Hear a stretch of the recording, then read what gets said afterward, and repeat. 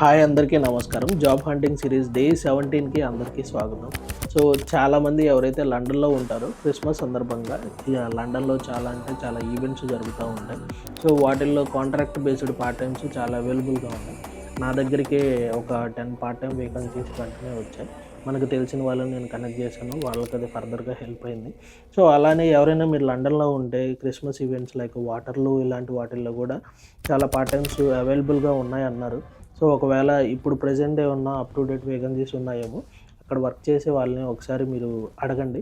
లేదు అనుకుంటే మీరు వెళ్ళి డైరెక్ట్ ఒకసారి సెంట్రల్ లండన్లో ఏదైనా ఈవెంట్ జరుగుతున్నా కూడా, లేకపోతే ఇంకెక్కడైనా ఉన్నా కూడా మీకు తెలిసిన చోట్ల ఒకసారి ఎంక్వైరీ చేయండి.